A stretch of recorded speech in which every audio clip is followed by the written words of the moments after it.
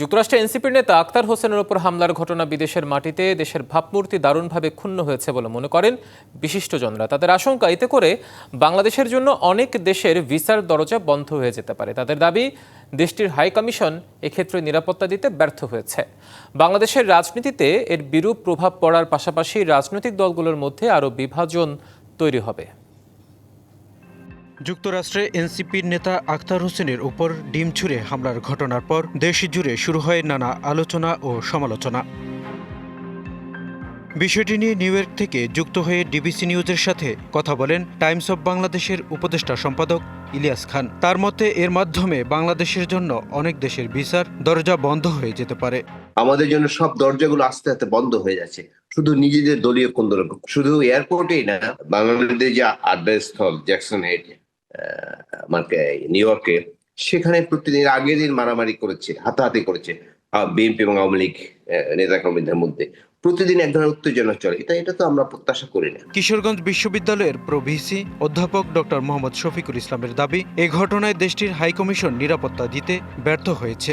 Shea butter ও ভিটামিনে সমৃদ্ধ lily beauty soap, তারুণ্যময় উজ্জ্বল ত্বকের জন্য। রিমার্ক, আমাদের হাই কমিশনের পক্ষ থেকে নিউ ইয়র্ক স্টেট গভর্নমেন্টের কাছে প্রোটেকশনের চাওয়া উচিত ছিল এবং প্রোটেকশনের ব্যবস্থা রাখা দরকার ছিল। এটা তারা চাইলেই পারতেন, কিন্তু সেটা তারা সম্পূর্ণভাবে ব্যর্থ হয়েছেন। সেটা তারা কেন করেননি, এটা আমি বুঝতে পারছি না।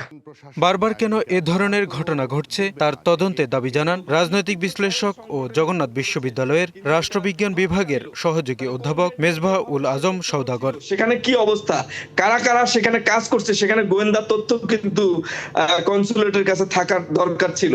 তো সেটি কেন ব্যবস্থা নেওয়া হয়নি এবং বারবার কেন এই ঘটনা ঘটছে, সেটি কিন্তু এখন তদন্তে আসতে হবে এবং যারা যারা দায়ী এটার জন্য তার বিরুদ্ধে কঠোর ব্যবস্থা নেওয়া হবে। ডিবিসি নিউজের নিউ ইয়র্ক থেকে যুক্ত হন সাপ্তাহিক মাতৃভূমির সম্পাদক রতন তালুকদার। বলেন, বিমানবন্দরে বাংলাদেশ কনসুলেট থেকে আলাদা কোনো নিরাপত্তা ব্যবস্থা না থাকায় এ ঘটনা ঘটেছে। আসলে সেখানে কোনো নিরাপত্তাই ছিল না, কারণ সেখানে তো নিরাপত্তা থাকার কথা না। এই কারণেই, যেহেতু তারা নর্মাল এক্সিট দিয়ে বেরিয়ে এসছে, যেমন সাধারণ যাত্রীরা যেভাবে বেরিয়ে আসে, তো ওখানে সাধারণত কে যায়, যারা কাউকে রিসিভ করতে যায় তারা যায়, তো সেখানে তো কোনো নিরাপত্তা ছিল না।